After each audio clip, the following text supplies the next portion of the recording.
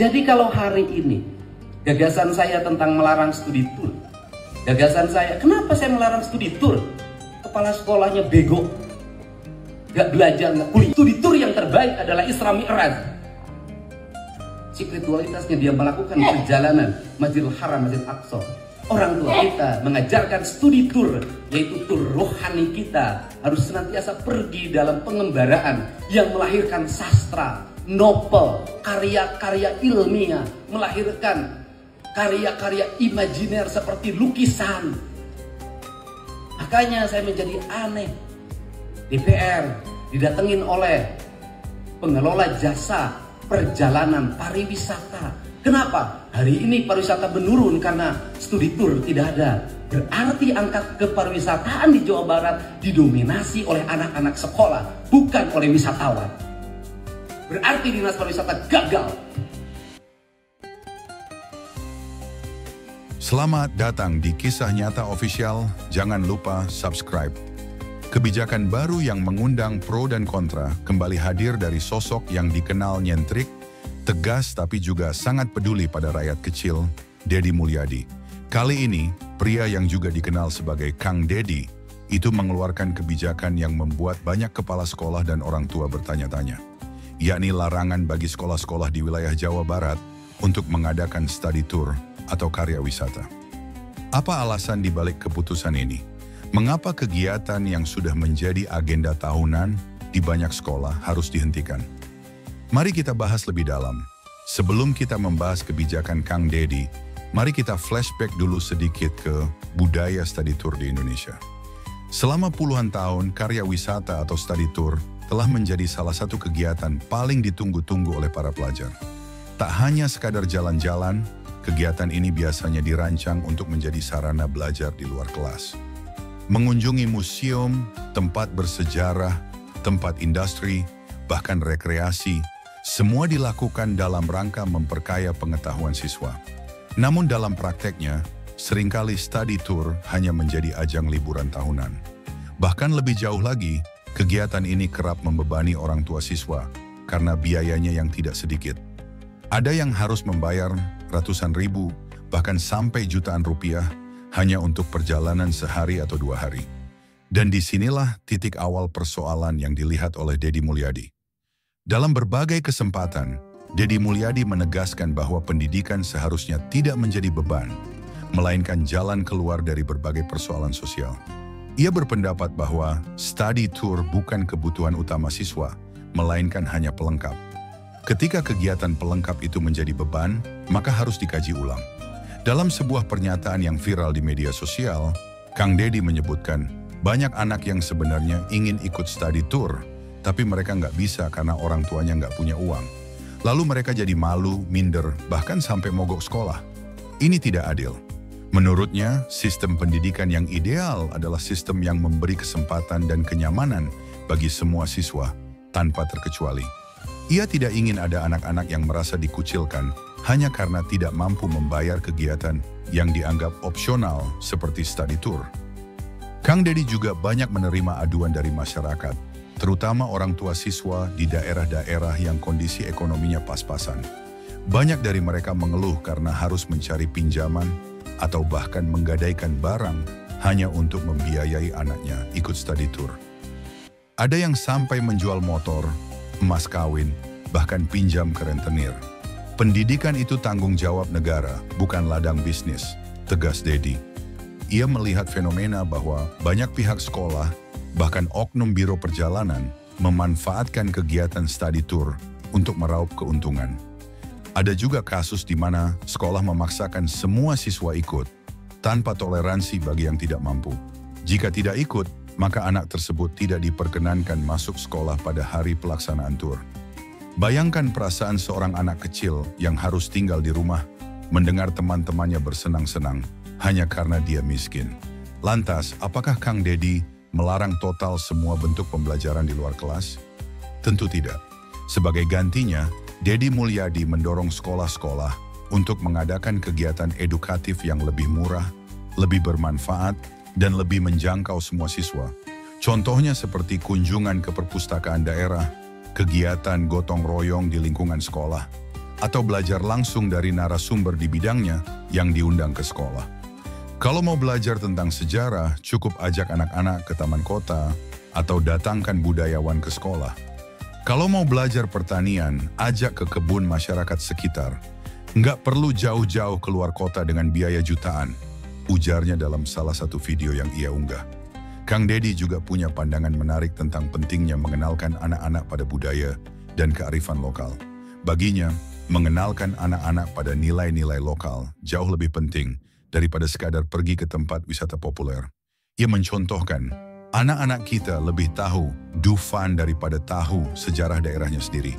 Mereka lebih hafal wahana permainan daripada nama-nama pahlawan lokal. Ini adalah kegagalan sistem pendidikan dalam membentuk karakter bangsa. Tentu saja kebijakan ini tidak serta-merta disambut dengan tepuk tangan oleh semua pihak. Ada juga kritik dan keberatan, terutama dari pihak penyelenggara jasa perjalanan wisata yang merasa kehilangan pasar besar. Namun Kang Deddy tak gentar. Baginya, kepentingan siswa dan keadilan sosial jauh lebih penting daripada urusan bisnis sesaat. Ia yakin, jika kegiatan study tour digantikan dengan kegiatan lokal yang bermanfaat, maka dampaknya akan lebih terasa bagi masyarakat. Kalau kita libatkan masyarakat lokal, petani, seniman, tukang kayu, untuk jadi narasumber kegiatan belajar, maka ekonomi mereka juga akan bergerak. Sekolah menjadi tempat tumbuhnya budaya, bukan tempat konsumsi, kata Kang Deddy. Begitu kabar larangan study tour diumumkan secara luas oleh Deddy Mulyadi, media sosial langsung dipenuhi komentar dari berbagai kalangan. Banyak dari mereka yang justru mendukung penuh langkah tersebut, terutama para orang tua dari kalangan ekonomi menengah ke bawah. Mereka merasa suara hati mereka akhirnya diwakili oleh seorang pejabat publik. Alhamdulillah, akhirnya ada juga yang berani melarang. Anakku kemarin hampir nggak mau sekolah gara-gara nggak bisa ikut study tour, tulis seorang ibu di Facebook. Netizen pun ramai-ramai membagikan ulang video pernyataan Kang Deddy. Dalam video itu, ia berbicara belak-belakan tentang fenomena study tour yang hanya menguntungkan segelintir pihak, namun menyingkirkan banyak siswa lainnya. Banyak warganet meneteskan air mata saat mendengar kisah anak-anak yang malu karena tidak bisa ikut kegiatan sekolah hanya karena soal uang. Di sisi lain, tidak semua pihak menyambut larangan ini dengan antusias. Banyak guru dan kepala sekolah yang merasa dilema. Sebab bagi mereka, study tour adalah salah satu bentuk variasi pembelajaran yang menyenangkan. Bahkan beberapa sekolah mengandalkan momen ini sebagai ajang promosi atau peningkatan nama baik. Namun, setelah mendengar alasan Kang Deddy secara utuh, sebagian besar guru mulai memahami arah kebijakan tersebut. Mereka menyadari bahwa esensi dari pendidikan bukanlah jalan-jalan, melainkan pengalaman belajar yang membentuk karakter. Salah satu guru SD di Subang mengatakan, "Memang awalnya kami bingung, tapi setelah kami ajak musyawarah dengan wali murid, ternyata banyak yang setuju. Akhirnya kita bikin kegiatan edukatif di desa sekitar. Anak-anak tetap senang kok." Sebuah survei kecil-kecilan yang dilakukan oleh media lokal menunjukkan bahwa lebih dari 70% orang tua mendukung larangan study tour yang memberatkan. Bahkan, 60% dari responden menyatakan mereka pernah mengalami kesulitan ekonomi saat diminta membayar biaya kegiatan sekolah yang tidak wajib. Menariknya, sebagian responden juga menyatakan harapannya agar kebijakan seperti ini tidak hanya diterapkan di Jawa Barat, tapi juga di seluruh Indonesia. Namun, tentu saja tak semua pihak senang. Industri pariwisata, terutama Biro Perjalanan Wisata Pendidikan, merasa cukup terpukul. Mereka mengaku kehilangan salah satu pasar besar dari sekolah-sekolah. Beberapa pengusaha biro wisata bahkan menyebut kebijakan ini sebagai terlalu gegabah. Mereka berharap ada solusi win-win yang tidak serta-merta mematikan usaha mereka. Namun Deddy Mulyadi tetap pada pendiriannya. "Saya bukan anti wisata, tapi wisata harus mendidik dan harus adil. Jangan sampai ada anak yang minder hanya karena dia miskin." Kabar baiknya, dari kebijakan ini lahir banyak inovasi. Beberapa sekolah justru jadi lebih kreatif. Mereka mengembangkan kegiatan luar kelas yang berbasis lokal dan kolaboratif. Misalnya, mengadakan workshop kerajinan dengan pengrajin lokal, belajar bertani langsung di lahan warga, mengunjungi tempat usaha mikro di sekitar sekolah, Bahkan ada sekolah yang mengadakan live-in atau program tinggal bersama warga desa selama sehari untuk belajar hidup sederhana. Kegiatan-kegiatan ini terbukti lebih bermakna dan membentuk karakter anak. Anak-anak pun ternyata tidak terlalu kecewa. Banyak yang justru lebih senang karena kegiatan sekolah jadi lebih inklusif.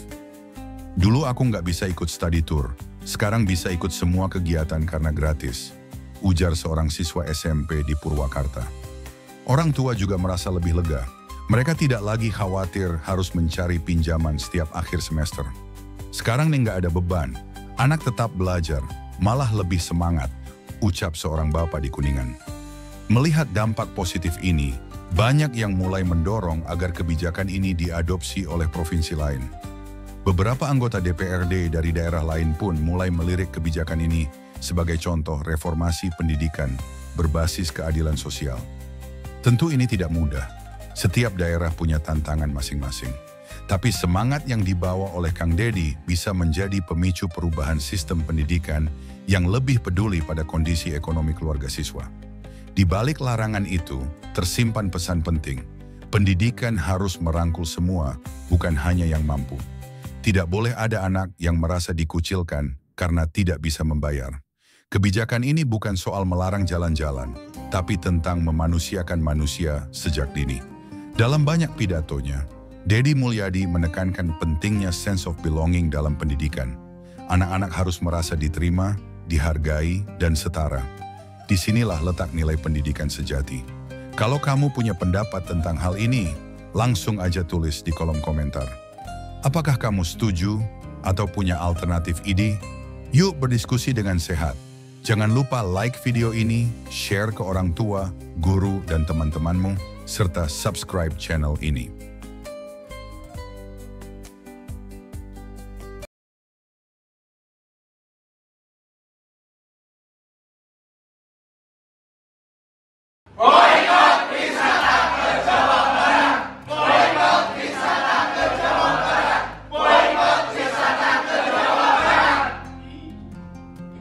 Jadi kalau hari ini gagasan saya tentang melarang studi tour, gagasan saya, kenapa saya melarang studi tour?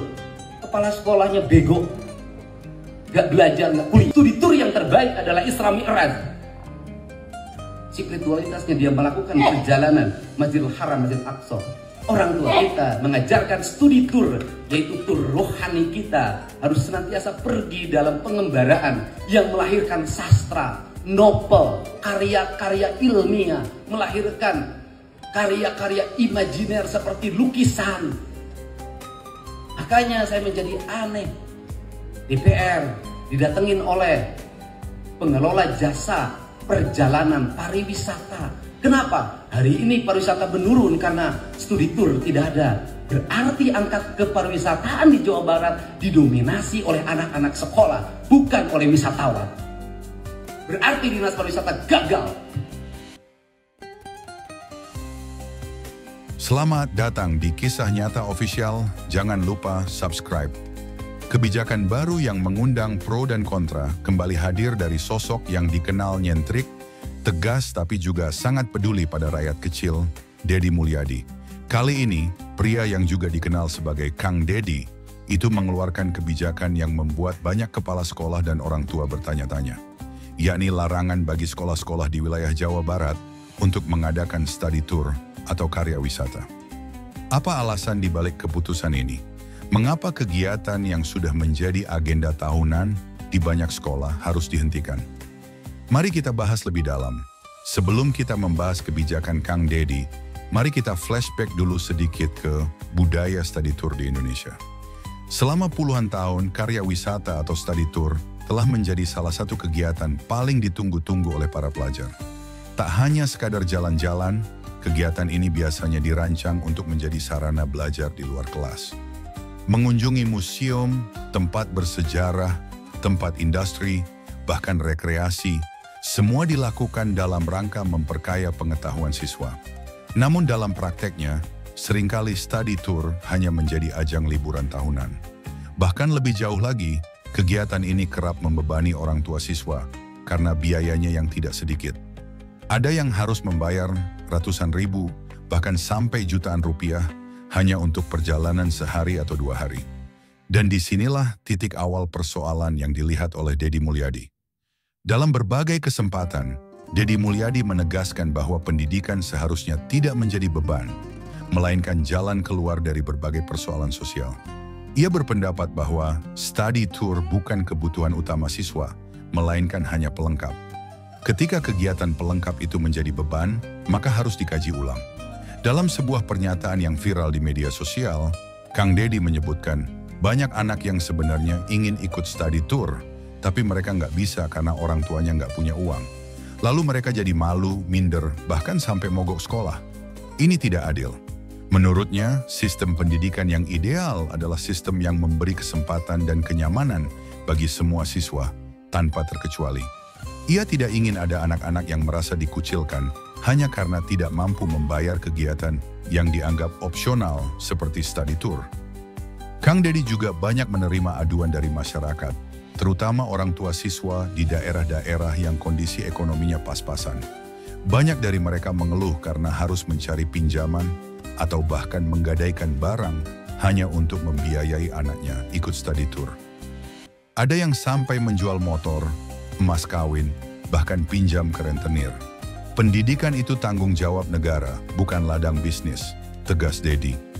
Ia melihat fenomena bahwa banyak pihak sekolah, bahkan oknum biro perjalanan, memanfaatkan kegiatan study tour untuk meraup keuntungan. Ada juga kasus di mana sekolah memaksakan semua siswa ikut, tanpa toleransi bagi yang tidak mampu. Jika tidak ikut, maka anak tersebut tidak diperkenankan masuk sekolah pada hari pelaksanaan tur. Bayangkan perasaan seorang anak kecil yang harus tinggal di rumah, mendengar teman-temannya bersenang-senang, hanya karena dia miskin. Lantas, apakah Kang Deddy melarang total semua bentuk pembelajaran di luar kelas? Tentu tidak. Sebagai gantinya, Deddy Mulyadi mendorong sekolah-sekolah untuk mengadakan kegiatan edukatif yang lebih murah, lebih bermanfaat, dan lebih menjangkau semua siswa. Contohnya seperti kunjungan ke perpustakaan daerah, kegiatan gotong royong di lingkungan sekolah, atau belajar langsung dari narasumber di bidangnya yang diundang ke sekolah. Kalau mau belajar tentang sejarah, cukup ajak anak-anak ke taman kota atau datangkan budayawan ke sekolah. Kalau mau belajar pertanian, ajak ke kebun masyarakat sekitar. Nggak perlu jauh-jauh keluar kota dengan biaya jutaan, ujarnya dalam salah satu video yang ia unggah. Kang Deddy juga punya pandangan menarik tentang pentingnya mengenalkan anak-anak pada budaya dan kearifan lokal. Baginya, mengenalkan anak-anak pada nilai-nilai lokal jauh lebih penting daripada sekadar pergi ke tempat wisata populer. Ia mencontohkan, anak-anak kita lebih tahu Dufan daripada tahu sejarah daerahnya sendiri. Mereka lebih hafal wahana permainan daripada nama-nama pahlawan lokal. Ini adalah kegagalan sistem pendidikan dalam membentuk karakter bangsa. Tentu saja kebijakan ini tidak serta-merta disambut dengan tepuk tangan oleh semua pihak. Ada juga kritik dan keberatan, terutama dari pihak penyelenggara jasa perjalanan wisata yang merasa kehilangan pasar besar. Namun Kang Deddy tak gentar. Baginya, kepentingan siswa dan keadilan sosial jauh lebih penting daripada urusan bisnis sesaat. Ia yakin, jika kegiatan study tour digantikan dengan kegiatan lokal yang bermanfaat, maka dampaknya akan lebih terasa bagi masyarakat. Kalau kita libatkan masyarakat lokal, petani, seniman, tukang kayu, untuk jadi narasumber kegiatan belajar, maka ekonomi mereka juga akan bergerak. Sekolah menjadi tempat tumbuhnya budaya, bukan tempat konsumsi, kata Kang Deddy. Begitu kabar larangan study tour diumumkan secara luas oleh Deddy Mulyadi, media sosial langsung dipenuhi komentar dari berbagai kalangan. Banyak dari mereka yang justru mendukung penuh langkah tersebut, terutama para orang tua dari kalangan ekonomi menengah ke bawah. Mereka merasa suara hati mereka akhirnya diwakili oleh seorang pejabat publik. Alhamdulillah, akhirnya ada juga yang berani melarang. Anakku kemarin hampir nggak mau sekolah gara-gara nggak bisa ikut study tour, tulis seorang ibu di Facebook. Netizen pun ramai-ramai membagikan ulang video pernyataan Kang Deddy. Dalam video itu, ia berbicara belak-belakan tentang fenomena study tour yang hanya menguntungkan segelintir pihak, namun menyingkirkan banyak siswa lainnya. Banyak warganet meneteskan air mata saat mendengar kisah anak-anak yang malu karena tidak bisa ikut kegiatan sekolah hanya karena soal uang. Di sisi lain, tidak semua pihak menyambut larangan ini dengan antusias. Banyak guru dan kepala sekolah yang merasa dilema. Sebab bagi mereka, study tour adalah salah satu bentuk variasi pembelajaran yang menyenangkan. Bahkan beberapa sekolah mengandalkan momen ini sebagai ajang promosi atau peningkatan nama baik. Namun, setelah mendengar alasan Kang Deddy secara utuh, sebagian besar guru mulai memahami arah kebijakan tersebut. Mereka menyadari bahwa esensi dari pendidikan bukanlah jalan-jalan, melainkan pengalaman belajar yang membentuk karakter. Salah satu guru SD di Subang mengatakan, "Memang awalnya kami bingung, tapi setelah kami ajak musyawarah dengan wali murid, ternyata banyak yang setuju. Akhirnya kita bikin kegiatan edukatif di desa sekitar. Anak-anak tetap senang kok." Sebuah survei kecil-kecilan yang dilakukan oleh media lokal menunjukkan bahwa lebih dari 70% orang tua mendukung larangan study tour yang memberatkan. Bahkan, 60% dari responden menyatakan mereka pernah mengalami kesulitan ekonomi saat diminta membayar biaya kegiatan sekolah yang tidak wajib. Menariknya, sebagian responden juga menyatakan harapannya agar kebijakan seperti ini tidak hanya diterapkan di Jawa Barat, tapi juga di seluruh Indonesia. Namun, tentu saja tak semua pihak senang. Industri pariwisata, terutama Biro Perjalanan Wisata Pendidikan, merasa cukup terpukul. Mereka mengaku kehilangan salah satu pasar besar dari sekolah-sekolah. Beberapa pengusaha biro wisata bahkan menyebut kebijakan ini sebagai terlalu gegabah. Mereka berharap ada solusi win-win yang tidak serta-merta mematikan usaha mereka. Namun Deddy Mulyadi tetap pada pendiriannya. "Saya bukan anti wisata, tapi wisata harus mendidik dan harus adil. Jangan sampai ada anak yang minder hanya karena dia miskin." Kabar baiknya, dari kebijakan ini lahir banyak inovasi. Beberapa sekolah justru jadi lebih kreatif. Mereka mengembangkan kegiatan luar kelas yang berbasis lokal dan kolaboratif. Misalnya, mengadakan workshop kerajinan dengan pengrajin lokal. Belajar bertani langsung di lahan warga, mengunjungi tempat usaha mikro di sekitar sekolah. Bahkan ada sekolah yang mengadakan live-in atau program tinggal bersama warga desa selama sehari untuk belajar hidup sederhana. Kegiatan-kegiatan ini terbukti lebih bermakna dan membentuk karakter anak. Anak-anak pun ternyata tidak terlalu kecewa. Banyak yang justru lebih senang karena kegiatan sekolah jadi lebih inklusif. "Dulu aku nggak bisa ikut study tour, sekarang bisa ikut semua kegiatan karena gratis," ujar seorang siswa SMP di Purwakarta. Orang tua juga merasa lebih lega. Mereka tidak lagi khawatir harus mencari pinjaman setiap akhir semester. "Sekarang nih nggak ada beban, anak tetap belajar, malah lebih semangat," ucap seorang bapak di Kuningan. Melihat dampak positif ini, banyak yang mulai mendorong agar kebijakan ini diadopsi oleh provinsi lain. Beberapa anggota DPRD dari daerah lain pun mulai melirik kebijakan ini sebagai contoh reformasi pendidikan berbasis keadilan sosial. Tentu ini tidak mudah. Setiap daerah punya tantangan masing-masing. Tapi semangat yang dibawa oleh Kang Deddy bisa menjadi pemicu perubahan sistem pendidikan yang lebih peduli pada kondisi ekonomi keluarga siswa. Di balik larangan itu, tersimpan pesan penting. Pendidikan harus merangkul semua, bukan hanya yang mampu.